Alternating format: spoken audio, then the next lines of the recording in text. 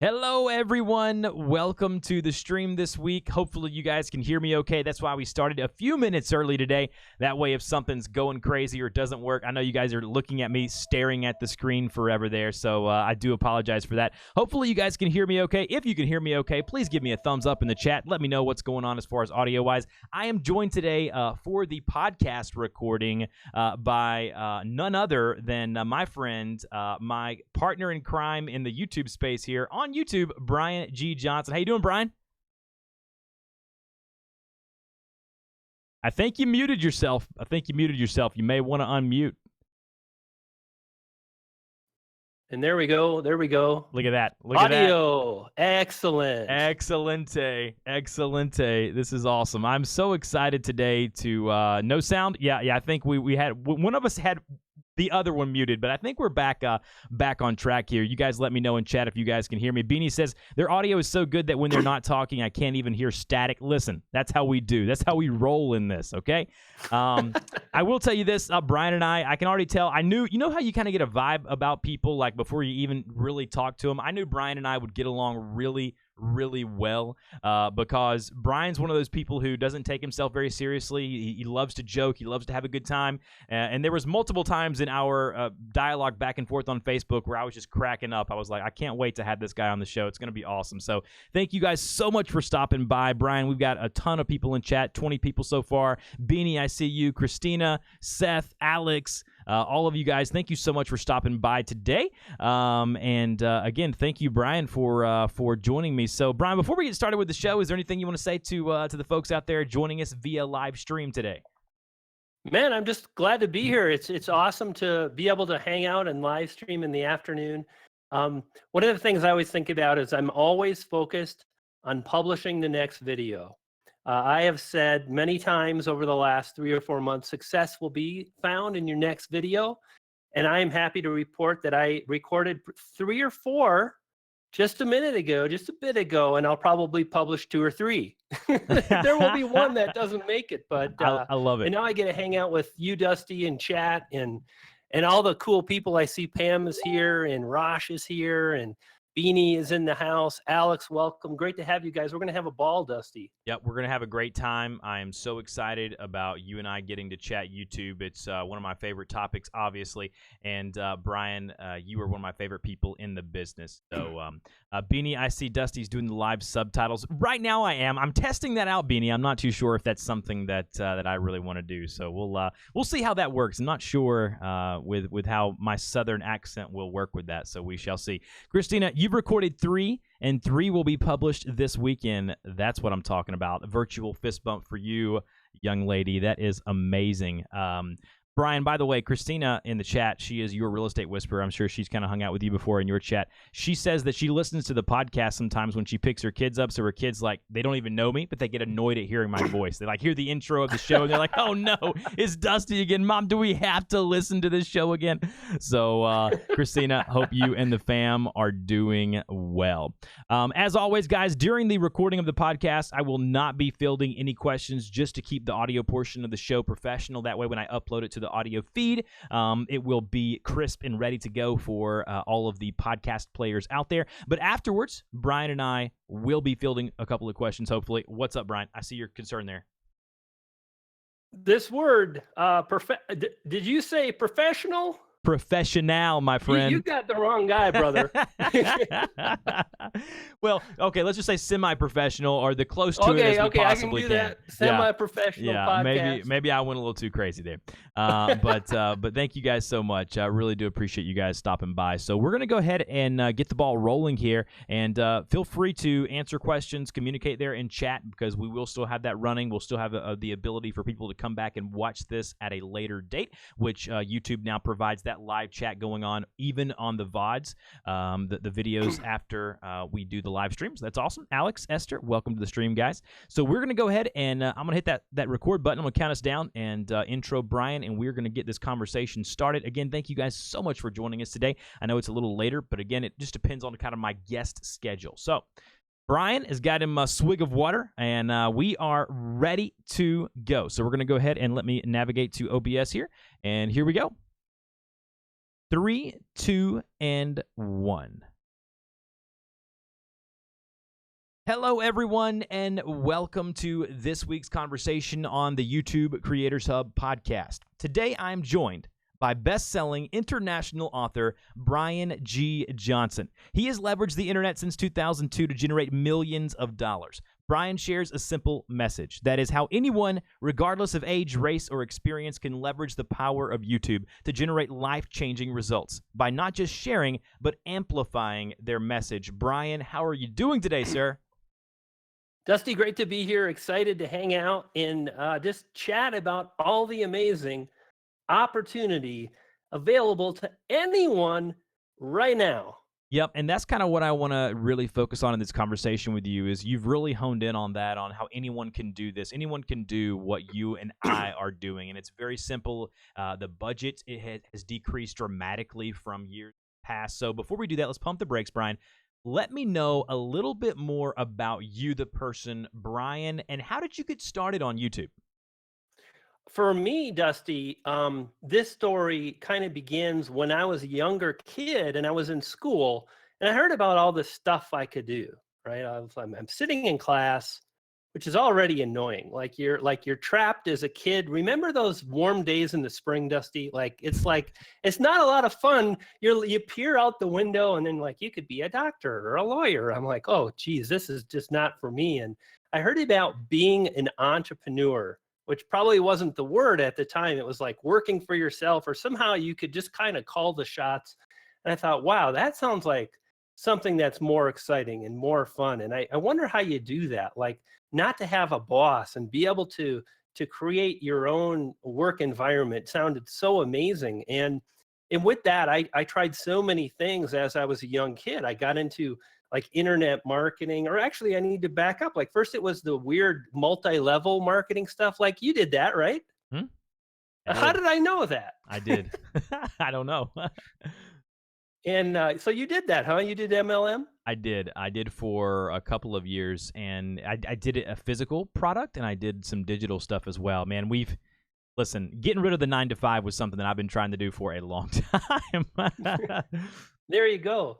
And that's kind of how I got started, and I remember those early days just trying all kinds of things. I remember one time it was probably up late later at night, and I was watching TV, and there was this company called, I think it was SMC. And one of the older guys from Happy Days, like the dad, Tom Bosley, I think is his name, that he was like advertising, and it's like you drop ship and you get all these goofy products. And so check this out. This is the dumbest story in the world. So like I joined this thing and I'm like, well, I don't want to go to trade shows. That sounds like work. And I don't want to do this. That sounds like work. So let me get this straight. I can like order stuff from your warehouse and you'll send it to my customers. So I like paid a few $100 and I got all this stuff, and I gave up about 10 days later. And in between this time, I sent out all these letters. Like I spent hundreds of dollars on postage, and then I gave up. Like I gave up like 6 days later. So you know what happened, right? What? I got orders. Yeah. I'm like, oh, I'm sorry. I'm out of business. I already went out of business. That was never going to work. So I tried that, and I tried like internet marketing, and the thing about the internet marketing was it started to work, and I saw this huge opportunity with being able to basically put your message, which is what I talk about, how to get your message in front of other people. And I started building these websites, and I started driving like crazy amounts of views. And I started making a few dollars a day. And I remember coworkers laughing at me. and then I put in my 2 weeks notice. And then I later laughed at them, kind of thinking, well, I'm glad I didn't listen to those people that laughed at me. So let me ask you this, Brian. What did you do full time? Like, what was your normal job? What was your day job before you got into the internet side of things? Yeah, I was a professional chef for a long time, probably about 18 years. I went to culinary school.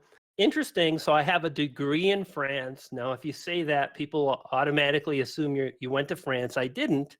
I went to school under a chef that worked at Hotel Sofitel, which is a French kind of French hotel, and he thought he would create a school, and the school would be governed by France. And my class started 13 and 5 graduated, and I was number 5, and that was hard for me. I'm like, I'm the worst. I suck. But I got over that because I did graduate. See, the thing that matters in life is just to be a finisher, to be a closer. And I went to that school and I got my butt kicked for 13 months. It was hard as heck. I mean, obviously, right? Like people were dropping out of my class.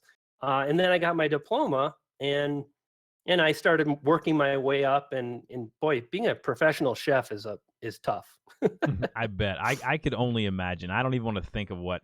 Number one, I'm a horrible cook. Like, I'm just terrible, right? Like, my wife, she cooks anything, and it seems to always turn out okay. But if I try to, like, I don't know, make popcorn, the stuff burns. Like, I don't know. It's like any food I touch just goes to waste. My 3-year-old has already gotten to the point, Brian, where she's like, "Daddy, no, I want mommy to make it." So listen, you were already at a better place than I am. Now let me ask you this. This is interesting. It's a great conversation. How did that transition from, you were a chef, you were in that industry, and then you got into the internet marketing side of things?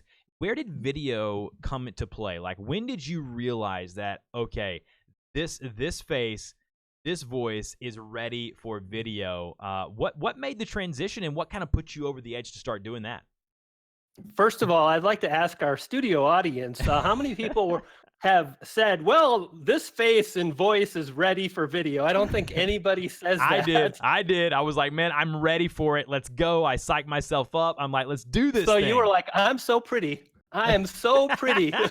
I was like, man, I'm ready. I'm ready. Even though my dad always tells me, he's like, son, you have a radio face. I was like, what does that mean, Dad? He's like, it means you need to stick to audio recording. So no, that's kind of where I am. So Christina said she did there in chat. So at least me and one other person did. I'll take that. But like in your case, I guess, Dusty, the thing that I've really done is, so when I got started, I mentioned like I was a chef, and all along the way, I kind of thought like working for myself would be cool. And I got to the later years of my chefing gig, and the internet started happening. It was 1997. It was 1999. I bought the books. I started building websites because there was no YouTube or Facebook or Twitter. You had a website, or that was it. That was about it. And from there, I experienced great success, and I kind of just kept evolving. That's one of the things I found about anybody that has any kind of lasting success online, whether it's YouTube or with their own business or any kind of making money venture, is you've got to evolve. And I actually, I've got 1,000 books, except none of mine. So I wrote this book. I wrote Trust Funnel, and that was a book that basically I wrote about my experience with marketing. So I started making great money with my affiliate websites. And I did that for many years, like 10, 11, 12 years. And then when I got to the end of that phase, like the thing that I really did when I launched Trust Funnel was, number one, I told people I was writing a New York Times bestselling book, which scared the hell out of me. And the second thing I did is I put in just the same amount of effort in promoting the book before it came out and really launching the book than I did writing the book. And I think people authors are really excited about writing a book, and they want it to be big, but they never talk about it until a little bit before it comes out. So I kind of like planned out this launch, and it went really well. I sold thousands of copies. I was an Amazon #1 bestselling author in 5 categories. I got a lot of coaching gigs. It put a lot of people on my mailing list. It did really good things for my business. But then there's the after, like, well, what do I do now? Which is the curse of a creative person. Like, I think anybody here that is interested in YouTube has experienced this. Like, for me, it's the weekend. It's like, damn, I got to come up with new video ideas, like more video ideas, like be creative again, go. And and so this was like a really big release. It's like I wrote this book, I released the book, I promoted the book, and then I didn't know what to do. And I had already done like SEO and affiliate marketing and products on both of those things. And then I did Amazon self-publishing because I thought that would be another way to get rankings on Google. which it worked great, and I made money with that. And then I wrote Trust Funnel, and then I got to that, what do I do next? And I kind of realized I'd always enjoyed video, but I never really focused on it. And my thing would be, the question I asked myself was, what would happen if you really, really focused on video and you tried to take a channel as far as it could go, which I don't think that's how a lot of people approach it, you know? And with that, the first thing I did is I called my publisher, I signed with them again, and I started talking about how I would have 10,000 subscribers in under a year, which don't ever do that. Like that was probably too much of a goal, but I will say I've been building up goal setting for a long time, and I understood like the value of having big goals and the value of striving to achieve them. But man, that one really kicked my ass. Like 10,000 subscribers, especially like in the niche that we're in, like the YouTube niche, it's really competitive. Like I compete against Casey Neistat for how to get subscribers. Like if you search how to get subscribers, it's like channels with 7 million subscribers. Like how do I compete with a channel that has 7 million subscribers? But anyway, that's kind of the story. That's what led me from marketing, from cooking to marketing to a YouTube channel. So are we good now? Can I go? Yeah, you know what? You can clock out now. We're good. We're completely good. No, for that one you're good. No, I think you're full of so much wisdom, and you were really there at the beginning stages of where the internet and then YouTube and that transition. And a lot of my audience, that they don't ever remember a time when there was no YouTube or there was no internet or anything like that. So it's interesting that when I was graduating high school, that was kind of when that phase was kind of evolving and changing and transitioning. And so I want to ask you this question: how challenging is it as a creator, people like yourself and myself, who at all times, like right before we hopped on this call, I was finishing up a wedding video because I do wedding videography as well. And I love piecing together video and telling a story. And I love the art process of video, the creative aspect of things. How challenging is it, Brian, as a creator like yourself, to not get so caught up in everything that comes your way, to where you focus in on what you're doing, what you're going to do well, creating the videos, creating stuff that makes a difference, get your message heard? How difficult has it been for you personally, and what do you think we can do as creators to try to avoid the pitfalls of just basically seeing a squirrel and going every time somebody says go? Yeah, that's a great question. For me, I went through that phase, and I tried a lot of different things, and I bought a lot of different products, and I chased a lot of opportunity because there's a lot out there. One of the things that we have as humans is we fear loss. Like, oh my gosh, there's a huge opportunity. If I don't get on this thing now, I'm going to miss out. It's one of the reasons the diet industry has done so well. It's like, we fear something that's going to help us achieve a result faster. So that's why you always see these new diets, new diet pills, new fads and whatnot. But the danger in that is that one of the things I've thought about a lot over the last several years is if you want to grow an audience, no matter if it's a podcast audience or a YouTube audience, or you want to have, maybe your dream is to have a really big website, and that's what you seek to do. Well, in order to cut through all that noise, because one of the things you just mentioned, Dusty, was the sheer amount of things coming, new opportunities, new bells and whistles, try this, try that. And the only way to cut through and clear through that noise is to make it really, really easy for people to understand what we do. And I learned that from Steve Jobs. Steve Jobs started Apple, and he grew this amazing company to the point where there was a big board. It was a real company. There was a board, and they were making all this money. And then sales started dropping, and the board fired him. If anyone's ever heard this Apple story. So he actually, can you imagine like starting a company like Apple? Like I can only imagine what that was like for Steve Jobs to get fired from the company he started. Well, they didn't do so well, and they hired him back several years later. So he comes back, and the company is actually even in dire straits. It's even worse off. And he meets with this group of top executives. And he says, you know, it's really noisy and we're not going to get a chance to get people to remember much about us. No company is. So we need to be really clear on what we want them to know about us. And then he said, so what we're going to do is we're going to release this new campaign, and the campaign is called Think Different. And then he rolled the first Think Different commercial, and that really stuck with me, that, you know, in order to stand out, like, people aren't going to work hard to figure out what you do, Dusty. People aren't going to work hard to figure out what I do. So I have to be super succinct and create a message that's easily understood. And if I'm always doing all these different things, it really detracts from that message. If I create a YouTube channel, I'm like, learn YouTube marketing or amplify your message. And then someone returns like 2 weeks later and it's like, learn how to build a WordPress website. And then the next week it's self-publishing.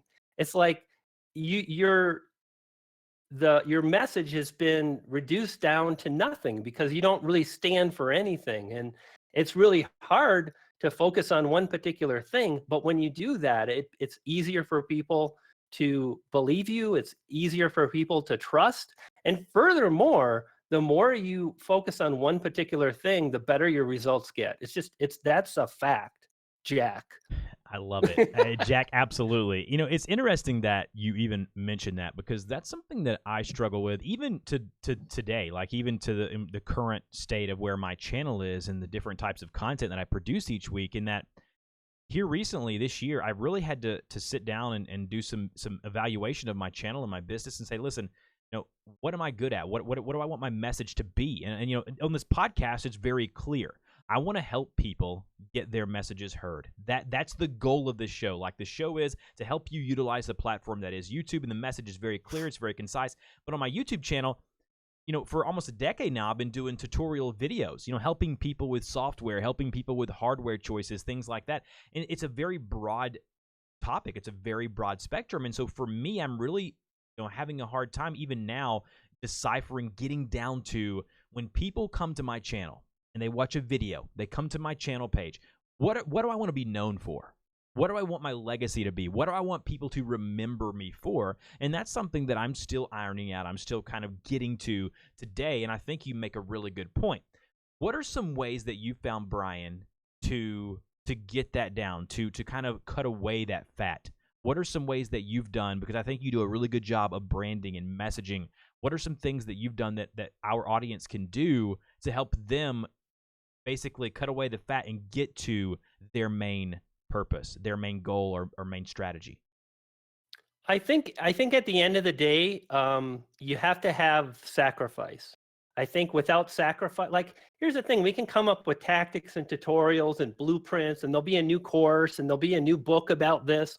But at the end of the day, the people that I see succeeding have a pretty clear message, and they play in a pretty narrow niche. Mm-hmm. Now, it's interesting. There's different variations, but at the end of the day, it's either a niche or it's a core theme. So I'm thinking of Roberto Blake, who covers an awful lot of content, just like you do, Dusty.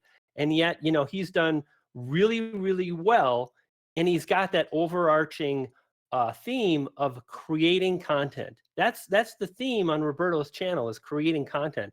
I think what you've done with a lot of tutorials is super, super smart, because that kind of content is easier to drive views to.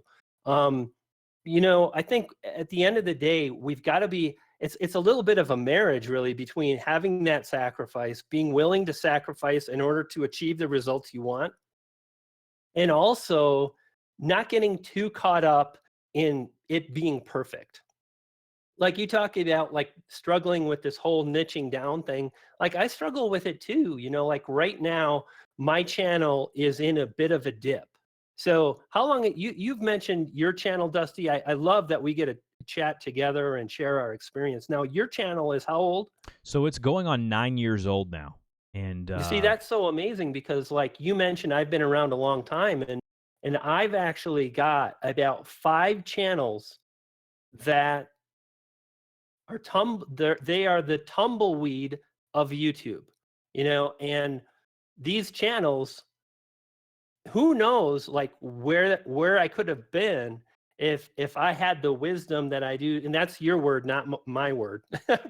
I wouldn't talk about myself having wisdom, but you know, I mean, you must have cracked your cranium level 97, but you know, if I would have known what I know now at 52 and a half years old, what I knew, you know, back when I was in my early 40s, man, I launched my first YouTube channel in 2007, and a lot of the same topics that I covered back then, I still cover today. Mhm. So I think it's important to also really value what is most important. And this is something that I think people screw up on all the time. I think people really can't prioritize what's most important. You can make 1,000 mistakes. You don't have to have a niche. Your channel art can suck. Your message can suck. But if you consistently publish good videos, if the audio is good, if the keywords are good, if your ability to edit is above average, you pull all these things together, man, that's going to be a channel that it might not be the perfect YouTube channel, but there's going to be some success there. There's going to be a lot of views and subscribers and so on. Yeah, unfortunately though, and you and I know this, being in the YouTube niche, people just aren't willing to put in the work. That's the bottom line. They're wanting the results, but they're not willing to put in the time or the sweat equity that it takes to get to a point to where you may have to go a couple of years working a 9 to 5, doing this stuff at night. You know, I think of what Dan's doing over at Creator Fundamentals, and he has a day job, but he's doing this thing at night, you know, after he spends time with his family and his kids, and he's doing such a great job, and he's building such an amazing a community and people surrounding the work that he does. And so people have to be willing to put in the work. Now, I want to transition briefly, Brian, because I want to ask you a couple of questions about the business side of YouTube. I think that you're a good person to ask this to, coming from someone who does consume a lot of your content organically, naturally, not just because I was doing research for the show. I really just consume your content because I want to learn, and I think your stuff is good. So I've already watched your content before I even thought about having you on the show. So with that being said, what are ways that you're monetizing your content, Brian? Like, what are ways that you are making money from your YouTube channel, as far as like even beyond AdSense, beyond the ad revenue? You and I both know that's not going to pay the bills, Jack. And so with that being said, what are ways that you're doing to make money, hopefully spurring ideas for my community that they can make money as well? Yeah, when it comes to making the money, I think the number one thing you want to start off with is having a plan in place for how that's going to happen. So, I mean, obviously this is what we're talking about, but what I mean is I see a lot of people where they start a channel and it's like, or a website or a podcast about zombies. Zombies are cool. There's like zombies are on TV. There's a movie about zombies.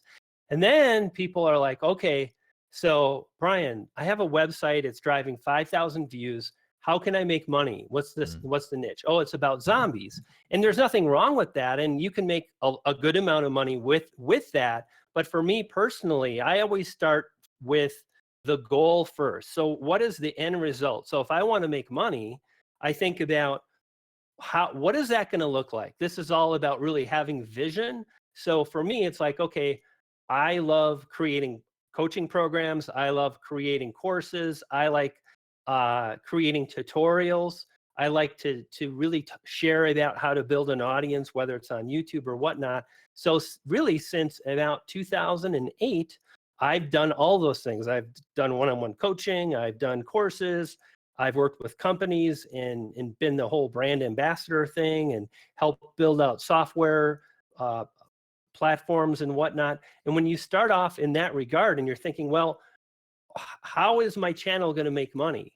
And at that point you can say, well, I should probably do some research and identify how other highly successful channels are making money, because I could probably learn from what they've done, the pitfalls they've come across. So one of the things you mentioned, Dusty, is we both know like AdSense, it ain't going to cut it, was basically your statement. So if you start really planning out, I'm going to make money, I need to make money, it's going to be more than AdSense because I'm taking the time to figure this out, then you can say, well, maybe I need to do an info product or a how-to kind of channel based on how to grow tomatoes or how to create a butterfly garden, or maybe it's just a channel in general about gardening, or maybe it's a channel about makeup. And then you've got brand deals you can do. But taking the time really to have that vision and then to work backwards. So how do I make money? Well, I do the brand deals, I do the AdSense, I do well with SuperChat, I do well with affiliate marketing. Affiliate marketing is another really great example in that a lot of people, they're so wanting the money that they kind of self-sabotage any kind of potential for a highly successful affiliate source on YouTube, because it's promote, promote, promote, promote. And then for a viewer, that really becomes advertising, advertising, advertising versus really great content that's helping me grow. I want to hear more about what Brian is saying about this tool or this platform or whatever, because I trust Brian. And so I think the biggest thing for me is starting out and having that vision and asking yourself, what is it going to look like before I start creating it? And the truth of the matter is, when you do that, Dusty, it's so powerful, because right there, your questions get so much better. Or I'm sorry, your questions, the decisions that you make are so much better, because you've kind of got this guiding light of this is what it's going to look like in 2 years. I love that, and I love that you're telling me that that you need to have some sort of a plan. You know, people don't realize that, guys. If you get to sit down, jot down some goals, some aspirations of what you want to do, that can be very, very beneficial for you and your channel in the future. So I couldn't agree more with what Brian is saying.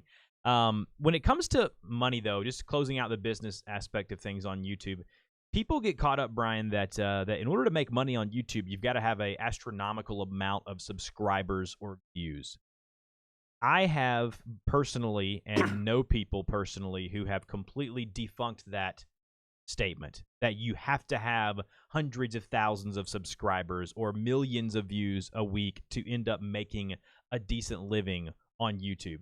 That is incorrect. Would you concur with that opinion?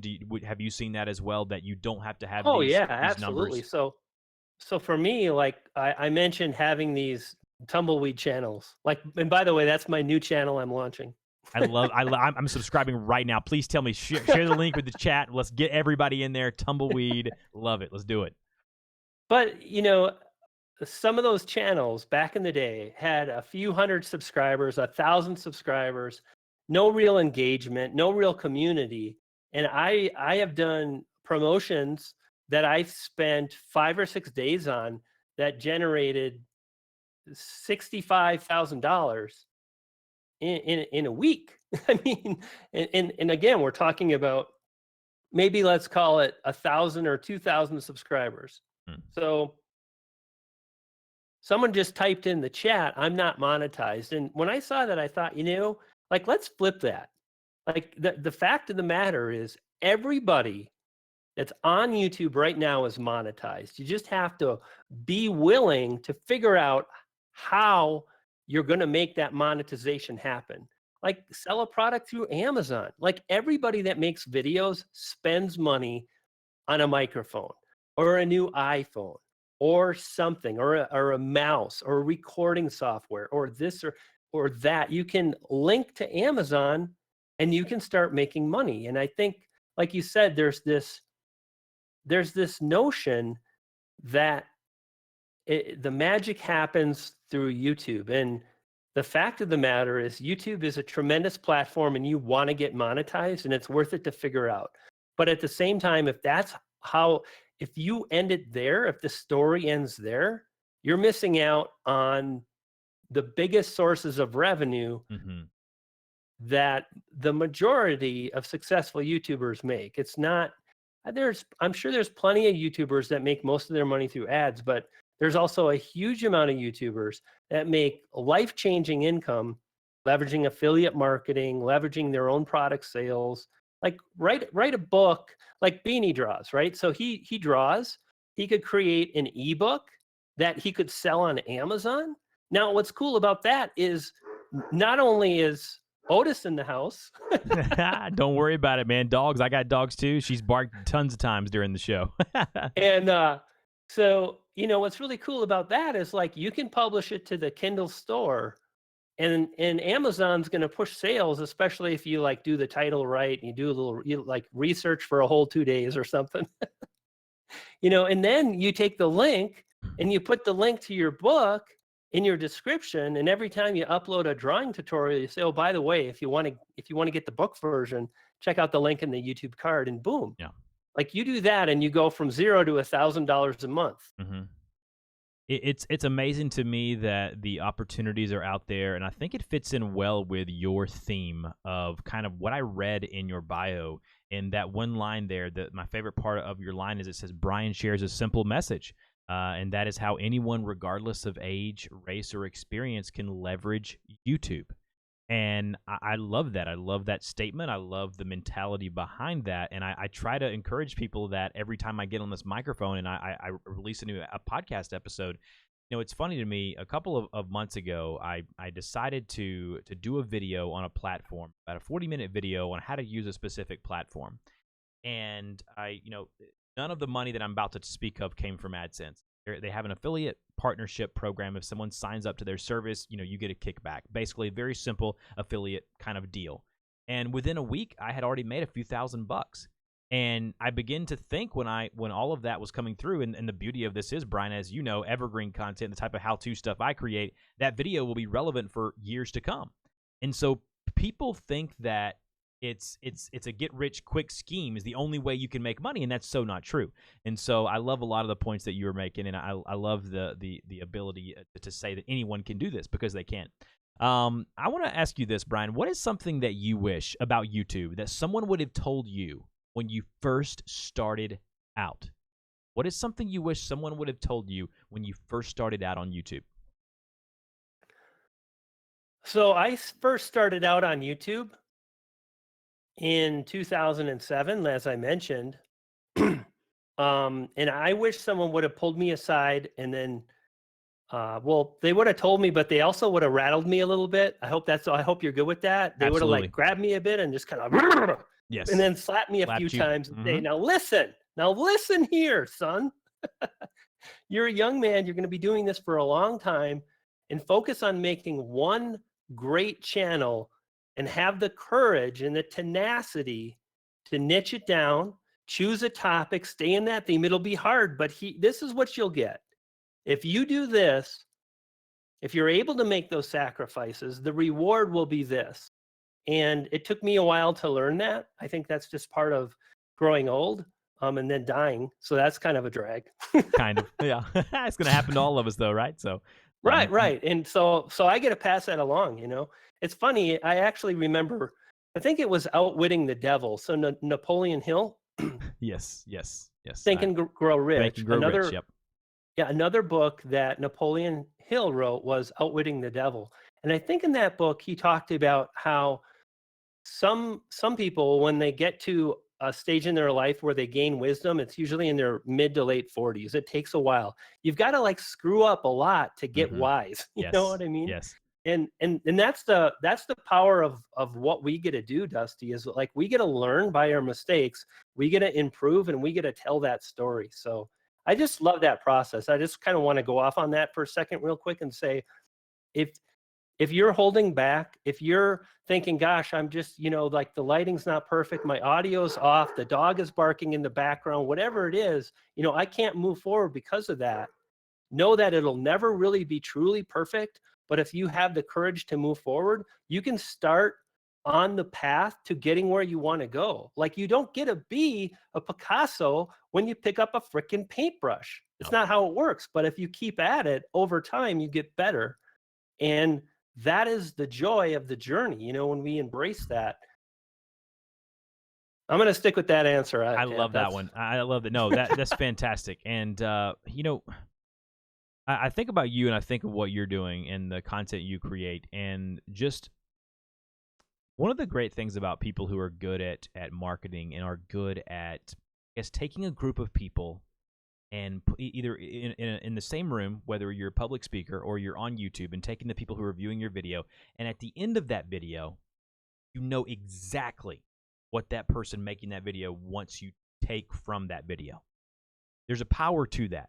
There's a power in knowing that when you create a piece of content, you put it on YouTube, they're going to know at the end of that video, oh, this is what Brian wanted me to take. You do a good job, and you have something you say all the time. And before we close out this episode, I wanted to really hone in on this. This is obviously a Brian-specific topic here today.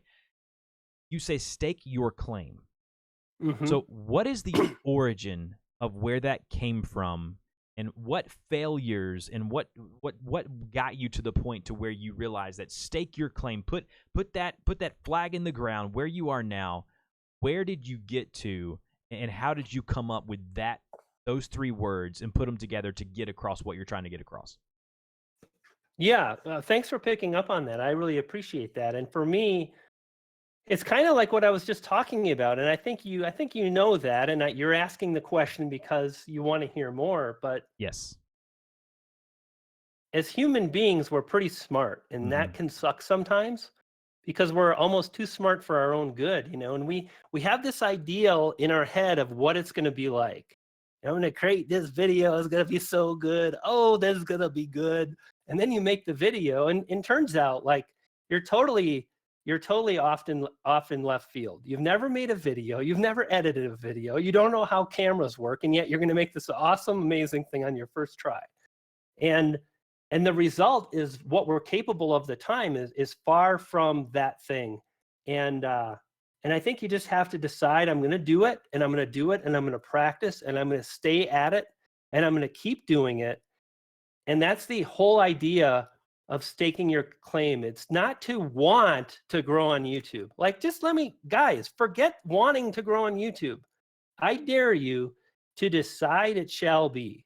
Like, when you do that, it changes the feeling of your video. When you say, hey, if you want to learn how to grow on YouTube, if you want to learn how to grow a tomato, have fun, if it's whether you're a comedy channel or whatever, but when you know that you will be successful, like it sends out, it emits a signal, like, and people pick up on this stuff. I really believe that. And it changes your mindset too. It's like, sooner or later, I'm not giving up. So just like, give me the success. I'm tired of this crap. And you keep getting better is the thing. Now, I don't like that answer, so I'm going to do this answer. Okay. So I'm writing this book, Trust Funnel. This was a 9-month project, just writing alone. Like, I spent 9 months writing a book. Like, again, that was like, wow. And that's a long time, right? And I'm getting near the end, and I'm like, hallelujah, praise Jesus, I'm near the end. And you're always, you know how, Dusty, when you create, you're always thinking about 2 or 3 weeks ahead. Yes. Like, I'm going to talk about this, and then I'm going to make that video. Or so when I'm writing this book, I was thinking about, well, what am I going to write when I get to the end? And I thought it would be like, now make sure you don't forget that strategy on page 157. And all of a sudden, I sat down and I wrote this creed, and it starts off with, today I stake my...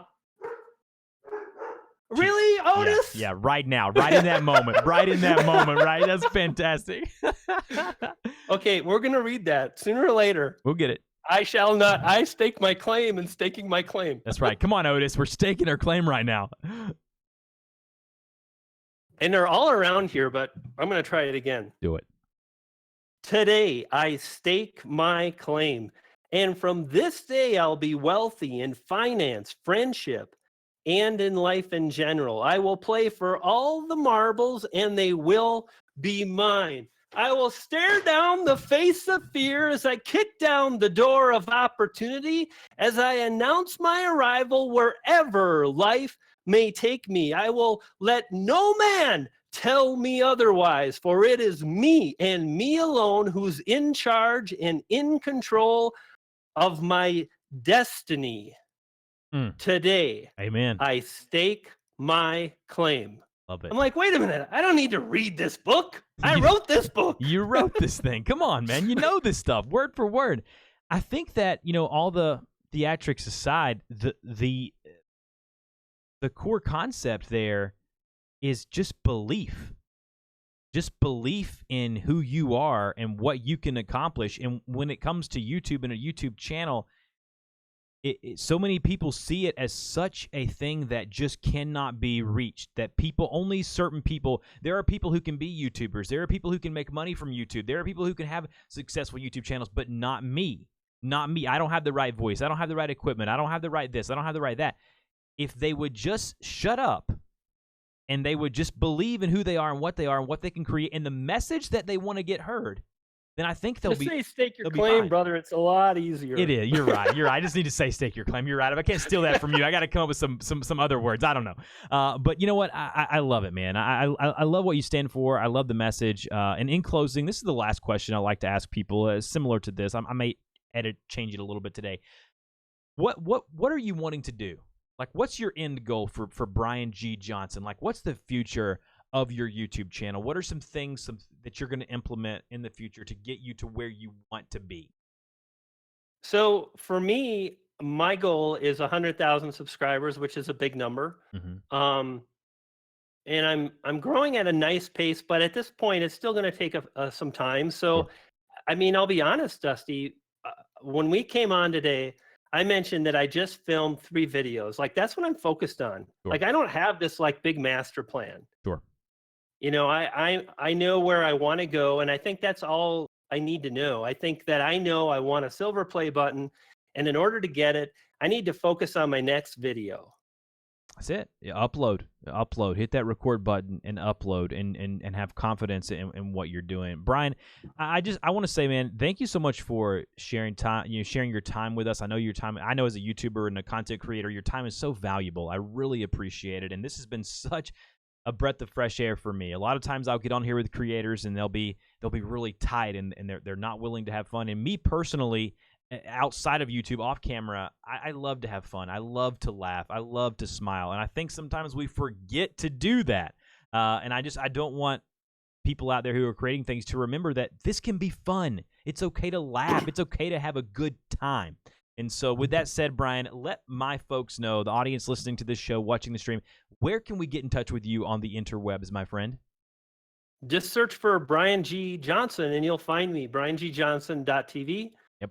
Brian G. Johnson TV on YouTube. Yep. I'm not hard to find. Nope, he is not. That man has done a great job of branding himself out there. I highly recommend going to his YouTube channel, Brian G. Johnson TV. It's very, very easy. I love your intro where that guy screams your name. It's just so memorable. I love what you've done with that. If you're into YouTube stuff, if you're into learning and growing and getting your message heard and staking your claim, please definitely go check out what Brian is doing over on his YouTube channel. Well, Brian, thanks again for joining me on the show. We'll wrap the recording up here, answer a few questions, and we'll be good to go. Thanks again. That's the show, man. That's it. That's how we do it. That's all she wrote. You know, one of these days, I'm going to keep my cool together. I'm going to keep more Fonzie.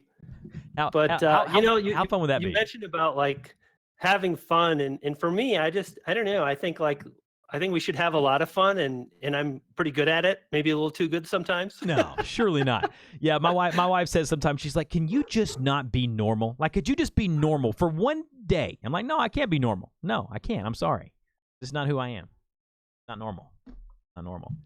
Yeah, no, thanks for having me. I really appreciate it. And that's great, man. Who was it? I think it was the Real Estate Whisperer mentioned the Facebook group, so that's pretty cool too. I could have mentioned that. It's great. I'll put that in post. I'll put it in there for people to take a look at your Facebook page, because I think it'd be a good value as well. Yep. You know, I love the community that we have and that we share, Dusty. I think one of the things that makes community is that it's not mine. And it's not yours, but together it's ours, and we all own a part of it.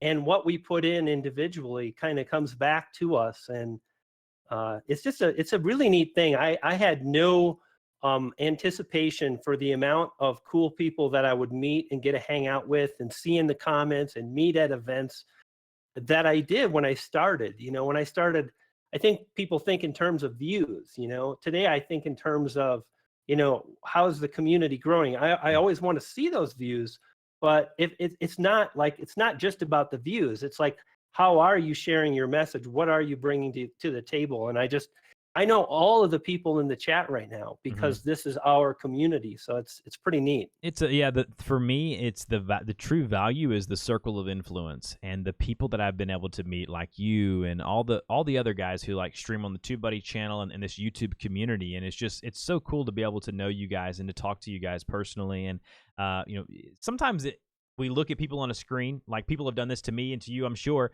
but they look at people on the screen and they're like, those guys are they're just so far away, they're so out of reach. But it's amazing to actually connect with people who you've been watching forever and you've been taking their content in, and that's such a cool thing to do. And it's super cool. Christina, your real estate whisperer, you made a comment. It was hilarious when Brian was talking about staking your claim. You said something about let your freak flag fly. It's not my quote, but I say it all the time. I about got a little tickle there when you were saying that in chat. I thought that was hilarious. But all you guys joining us today, man, that's food reviews, cutting the caboose, Beanie's in there, Pam, you're there, Go Groomer, Steph's there. You guys are just super cool. It's just so fun. What questions do you guys have for our guest Brian today before I let him go? I don't want to keep him too much longer, but what questions do you guys have? What's up, Jeff? Jeff Lauder, he is part of our private Discord as well. I see Dan from Creator Fundamentals in there. Saw a lot of questions. You guys got any just personal questions you like to ask Brian as far as like his journey now that you've kind of heard it broken down on the show? Getting hooked up with good folks help. Yes, it does. I always say that you do have to let your freak flag fly. Yeah, I like it. That's so funny. I actually have a meme. I remember when I was releasing the Trust Funnel book, I kind of copy a lot of people. I think that's what you could call it, Dusty. And I'm like, it seems like a lot of these fancy authors have these fancy professional photos. So yeah, maybe I should have some fancy photos. And we did like the headshot, but then I'm like, I started acting like myself and I'm like pointing and my hair is crazy. And I made this meme and it was kind of what Real Estate Whisperer was talking about. And it said, don't be afraid to let your freak flag fly. It's amazing. Every time my mom, she goes to my YouTube channel, you know how moms are, grandmoms are. They want to consume your content, but they really don't care about a lot of stuff I talk about. She goes to my YouTube channel and she's like, Dusty, you've got to get a better picture for your profile image. I was like, Mom, why? And she's like, because you're just in some headphones and you're giving a thumbs up with a goofy smile. I was like, Mom, you raised me. Do you think it should be anything different? And she thought for a minute and she was like, yeah, you're probably right. That should be on there pretty good. Christina said, Brian, how did you decide to make the Facebook group? It's funny. One of the videos I recorded today was about community, about this very thing. And I talk about like what to do with Facebook. And I'll be honest, I am someone that really tends to focus heavily. So when I decided I was going to do YouTube, I start writing the Tube Ritual book, and that was my focus. And it was kind of an afterthought, I would say about 3 or 4 months later, where I thought, I'm gonna be I have this journey I'm gonna be going through, and if I start a group, I'll just have a place I can kind of share, and if people want to stop by. So it was very like spur of the moment. There wasn't like some master plan. And every time I say master plan today, I keep thinking of that song in the back of my head, that rap song from the 80s. Like, what was it? I think it was like Grandmaster Flash. I'm not sure. Of a master plan, something like that. Oh man, that's awesome.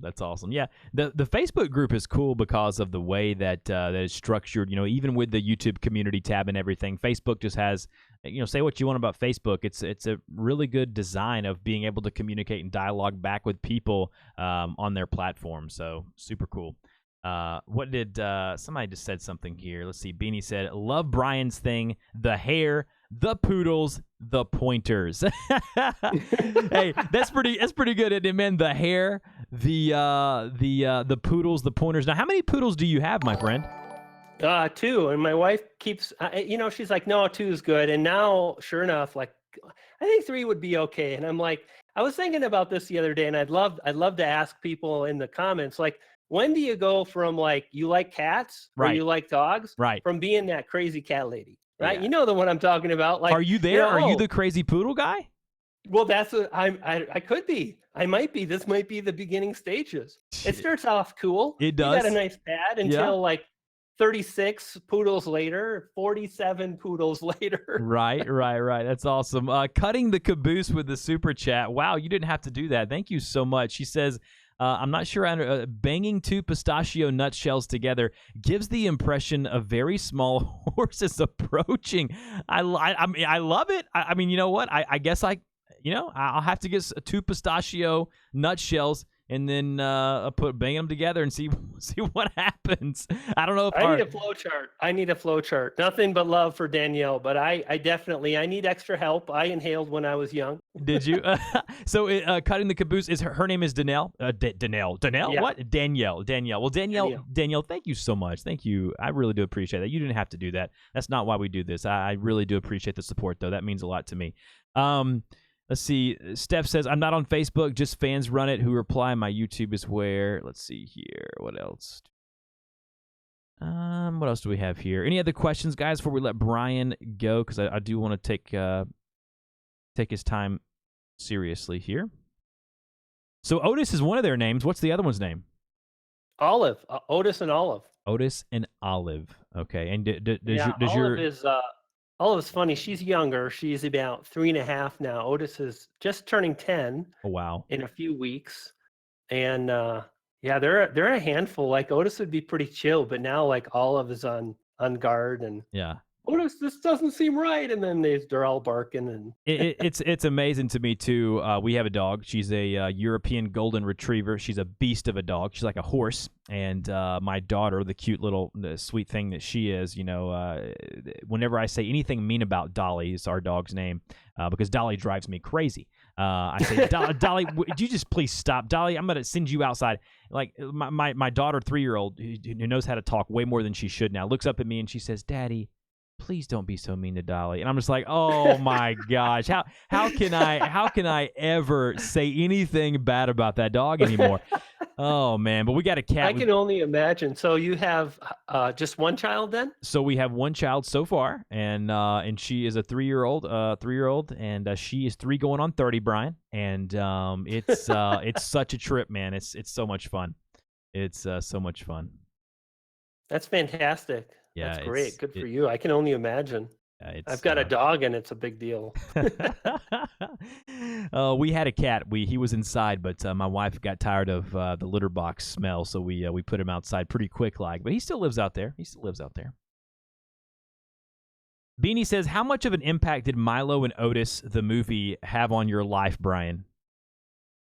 I don't think any. So, like, as far as the names of our dogs, my wife started thinking of different names, and we just kind of kept whittling them down. I think she had a huge list at some point. It was ridiculous. And, so it was a pretty big deal then, Otis, huh? What's that? It was a pretty big deal, the naming process. Yeah, well, I think you gotta, it's a big deal to have a dog. It's funny, like, kind of the story of how it happened was, I was it's still in Minnesota, so this would have been 2008. I'm living in Minnesota, and my dad and his wife are visiting friends in Phoenix, Arizona, and they've got a couple standard poodles. And my dad really loves the poodles, so he gets a poodle, and he's busy playing golf in the summer, and I'm just in the house working because I got to create content and write books, and we get this idea that maybe he can bring Chloe, that's his dog, over to my place, and he can go play golf, and she doesn't have to spend the time in the crate. So Chloe comes over, and I start walking Chloe, and I'm like, I really like having a dog. So then I start talking to my wife, and she's like, oh, I don't know. This whole dog thing, I'm not so sure. And literally, like, then it's just such a crazy story. My dad and we end up driving down from Minnesota to Alabama. Gosh. Like normal people, like you go down the street to a pet shop and you buy a dog. Well, somehow we end up driving across the country to Alabama because I talked the groomer into creating a product to sell. Oh my goodness, Brian. So me and my dad are sleeping on a blow-up mattress. I'm sleeping next to my dad on a blow-up mattress in the evening with all these freaking poodles everywhere. And to keep them quiet, the woman would play Enya all night long so they wouldn't hear anything. and there were speakers in our guest bedroom. So it was just a crazy story. And so we drive all the way back from Alabama, and as soon as I got Otis out of the car, my wife was done. She was like, "Oh, I love Otis," and so then she wasn't worried about having a dog anymore. But So she was pretty sold on it after that point. That's pretty cool. Yeah. absolutely, yeah. Manly Man TV asks Brian, when do you know to try to start ranking for more competitive keywords? You don't ever do that. Yeah. I think here's the thing, right? It's like, I think that it is impossible to really gauge just how competitive YouTube is. And we talked about this a little bit in the interview. Mm-hmm. It's not Dan, but who is Manly Man TV? I forget your name, brother. Just type it out for me. It's like so many names in one. I apologize. But Yeah, I'm terrible here's the with thing, names. my friend, is that it's really so hard to appreciate just how competitive it is on YouTube. And you see a competitive term and you're like, well, maybe I've got enough juice and authority.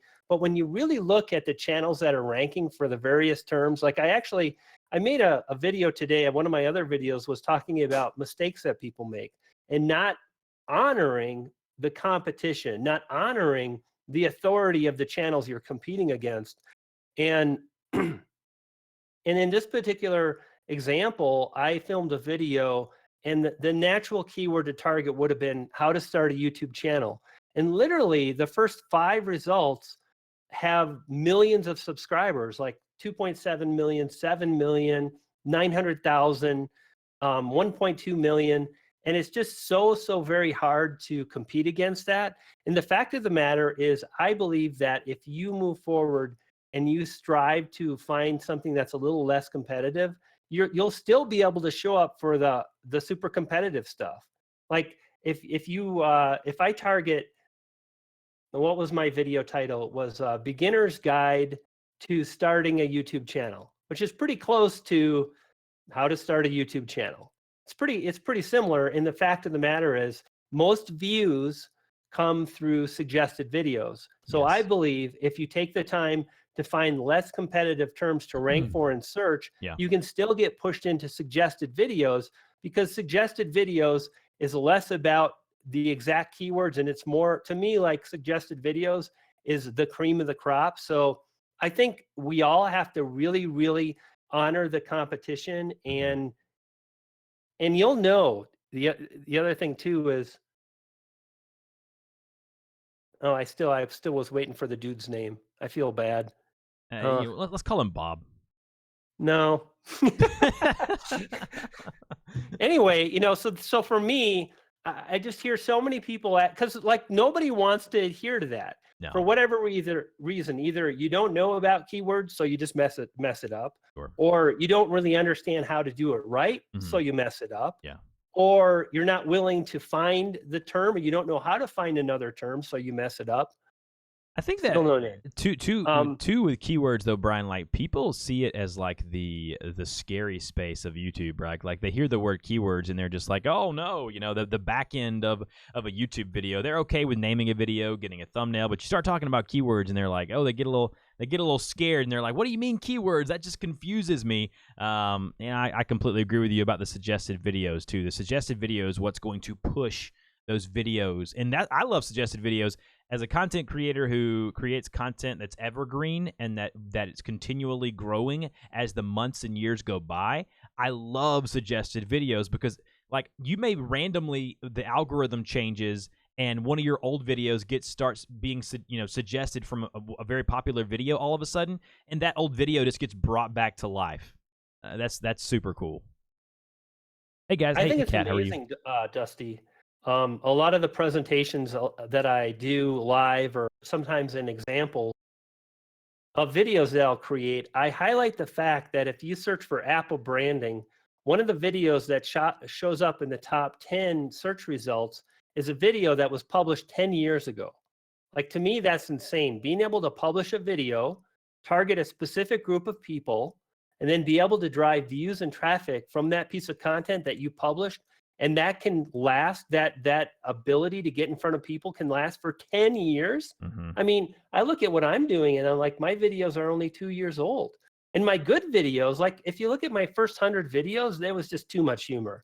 It was like Drew Carey dropped acid and talked about being an entrepreneur. It was like so out there. You know what I mean? It was like, damn. What was I thinking? Mike. Yes, that's right. Mike, that's his Bob. name. Mike. Frickin' Bob. Bob. Who says that?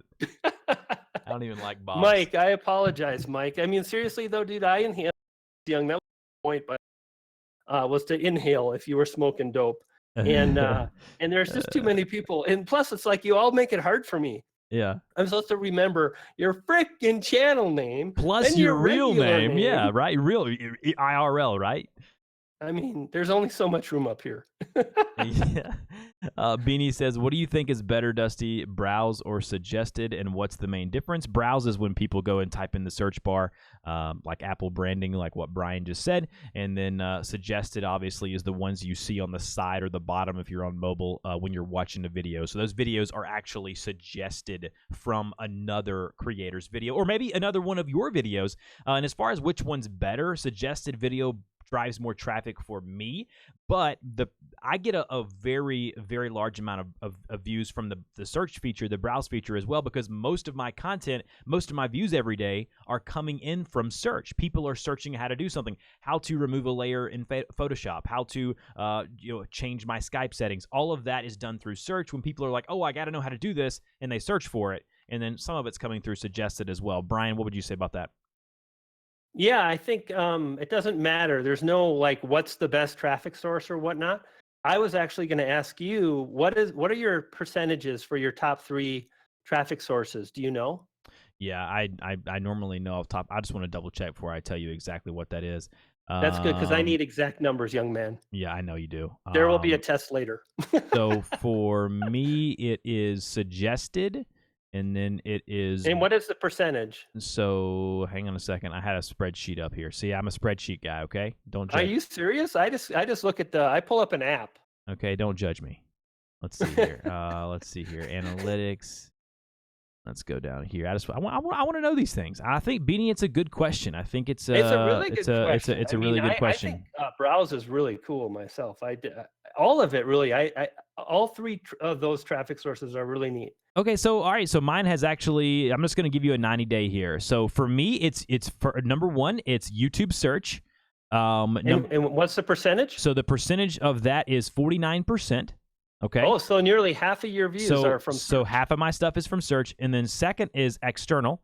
Now, you got to remember, on my channel, a lot of my video views are going to come from, say, Google, where people are Googling, how do I get verified on YouTube? How do I start a podcast? People are Googling these things, right? And then third is suggested videos. So external is 27%.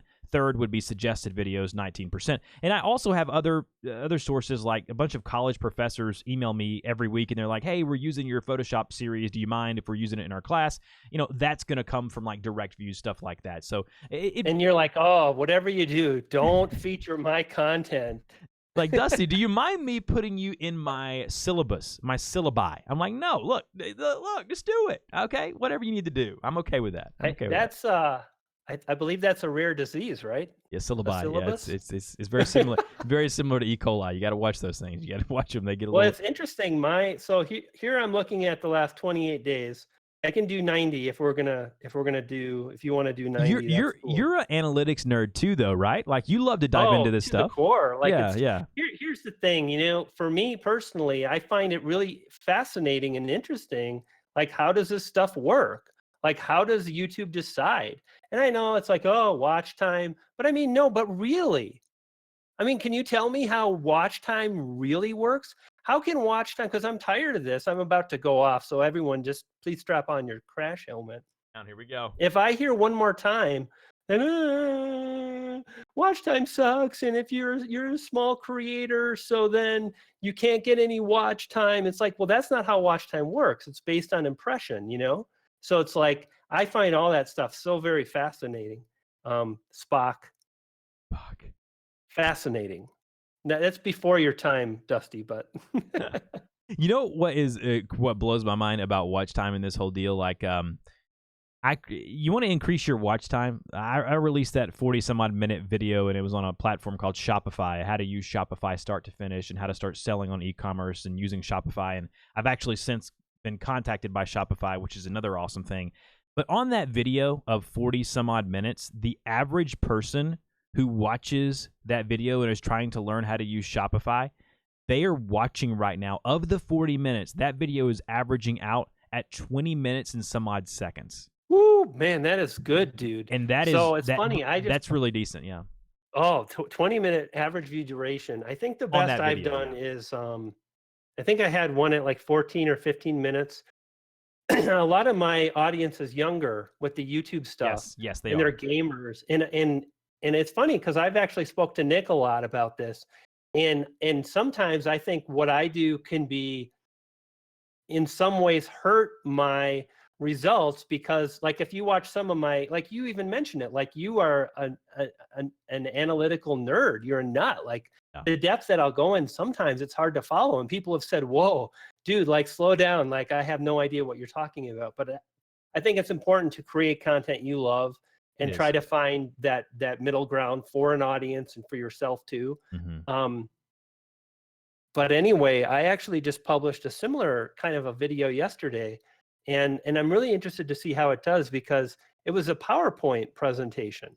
There was no like fancy editing or kinetic text.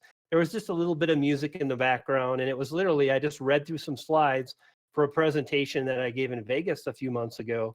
And people told me they really loved it, and they told me it was easier to concentrate. And I looked at the early watch time metrics. So the 24 hours after you publish a video, you can go into the app, and you can kind of see the amount of minutes that have been driven. And then the next day you get the full watch time metrics. But I saw that it's going to have around a 10-minute average view duration, which is pretty good. It's about a 30-minute video. So that really does. It's funny. I went full circle, Dusty. When I started, I did really long tutorials, and they ranked really well. Yeah. But I wanted to know, like, does that mean I can't rank for a shorter video? Yes. And I thought, well, the way to rank for a shorter video is you have to have the audience retention super high for as long as possible. So I strive to make super engaging 5-minute videos, and those would rank, but definitely it's easier to rank if you go longer. That's something people have asked me, and I need to do a follow-up video, because I don't feel like I was wrong, but I feel like I misled people, because I basically said the whole idea of longer videos rank better is wrong, because it's not based on how long the video is. It's based on how long people watch. But I think for most people, like, it's really important to make it easy to understand. And anyway. Yeah, I think it's I think you bring up some really good points. But when you're diving into analytics, one thing that I like to look at on the app is, I don't know how often you guys kind of take a look at the app, but like where it says real-time views, like for the past 48 hours, I really like that. And then a question from Pam, she says, do you guys think live streams and then tech audiences tend to watch longer? I think that's what she's trying to ask there.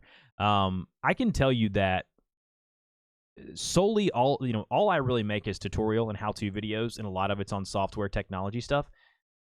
I have found that my watch time is increasingly more than a lot of my peers who are doing like YouTube stuff.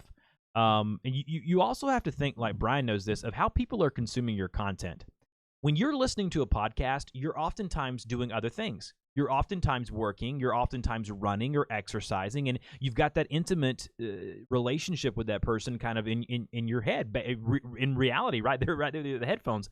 And so with that being the case, if you're thinking a lot of your audiences are gamers, they're probably watching you on a second screen. They're probably doing other stuff. And this stupid spherical light keeps turning out on me. I hate this thing. I'm getting rid of it. Tell me how it makes you feel, Dusty. It makes me feel super bad about myself right now. In a past life, I was the guy that you go to like relax, to talk about all your problems. The psychiatrist? Yeah, I was a psychiatrist. Definitely. You could tell me how that makes you feel. Let me pop my feet up here on the desk, and let me tell you guys. But yeah, I think tech audiences probably do stick around a little longer, and live streams are obviously always good for. I think, Dusty, for me, I think with that question, I think it really matters on the audience itself. Like, Mhm. I think, like, is How to Grow on YouTube a tech audience? I guess maybe it's not. Maybe not. It's kind of close though. It Like is. it overlaps, but I definitely think the audience is younger, Mhm. and I think the audience doesn't have a big attention span. They don't. Um, if I publish a video about the YouTube algorithm, I'm much more likely to have longer watch time, which is great. But the It's amount of people that are searching for the YouTube yeah. algorithm is smaller. The amount of Mm. people that would be interested in clicking on that is fewer. So then it becomes, well, YouTube says watch time, but there's not a bigger audience. And it's kind of interesting. So then I go the other way, but then the audience is younger, which is Mhm. even more challenging because there's more of a disconnect. Boy, it's a can of worms. It's I'm gonna also go back to being a chef, Dusty. it's complicated crap. stuff. It's also because the people like clicking on a video about analytics, Brian, those people are already bought in, right? Like they're already seeking out that deep dive for analytics. When they click on that video and they're watching a video about analytics, they're less likely to hit that back button. And what I found is in my early days of YouTube when I was young and dumb, I did a very long intro, like this stupid animated intro. And I looked at my How long was it? Tell the truth. Oh, it was terrible. It was like 15 No, tell it. How long was it? like 15 to 17 seconds. It was awful. It was way too long. Okay, well, it wasn't 20. Anything over 20 in It's way too. But you look at your analytics and you're like, why are these people leaving it like the 10 second? It's like no wonder they don't want to sit through the whole twirling animation with flame effect. Like what is that? Like who does man, that? how about the one? Who does How about that? the one? This one, right? All I have to do is to go like this, and you know what I'm talking about. All the gamers with their like the transition. Whop. Yeah. or their intro where there's that like kind of crazy music, and then their And name they goes like twist it. this. Yeah. Whoosh, whoosh. Yeah. Oh man, this is great. This is great. Well, guys, It's interesting though. Like I see some people. Grant, who's the Grant Cardone? Grant Cardone, big marketer, has made millions of dollars. He's got an intro that's nearly 30 seconds. I don't see how he does it, man. Well, I think the difference is number one, he's got a group of people that are not really YouTubers, but yeah, No. definitely that's not. I think he would do better. Like nobody wants a 30-second. No. It's a movie at that point. It's awful. I mean, I was so dumb to think that people were coming to my videos to learn how to use InDesign, and I was making them sit through a 18-second intro to even get to the content. Like, come on, man, what was I thinking? well, yeah, but you made it through. That's the whole. I did. Like I said, when I did. on my channel, my 5 channels, Your tumbleweed channels. my tumbleweed channels, right? It's like I made a lot of mistakes, but I just kept going, and that's how you grow. That's how It you is. get to where you want to go. It's like everyone talks about that artist that has that big breakout album, the amazing first album. They go double platinum, they sell out stadiums. But the truth of the matter is like they probably worked on those songs for 10 years, and they've been they've been played in bars, and it's really a process. You gotta work your way up to that kind of level of success. Dan says, would love a Dusty Brian analytic mastermind. I hear you. That's what me and Brian, we're masterminds. You remember that, okay? You just write that down. That's exactly what we are. Christina, they don't understand that intro doesn't sell the property. Real estate agents love them. Oh, so real estate agent YouTubers love intros? That is interesting. Guys, I hate to do this, but my mother-in-law has a retirement party this afternoon, and if I am late to that, I will be in absolute trouble. I will be in the doghouse for at least a week. I'm not talking about the one that Otis and Olive live in. I'm talking about the bad one, okay? And so I will tell you guys, I got to get off to that. But seriously, go check out Brian's stuff. Brian, man, thanks again for coming on to the show. I feel like I could talk with you for hours, man. We could have a good time. I feel like if we went and ate supper together, me and you would have a really good time. Indeed, one of these days that'll happen, my friend. Thank you so much for having me. It was I a do pleasure, agree. Dusty. So go check his stuff out, and I do want to say again a special thank you to Danielle for that generous super chat. That was you didn't have to do that. It really does mean a lot to me. The support helps keep the lights on here per se at the Porter household here at the Porter Studio. So thank you guys again for stopping by, and thank you guys so much for being such an engaging chat room. And I'm gonna go ahead and stop the stream now. You guys just keep on chatting in there if you want to. But I'm going to go ahead and end the stream right now.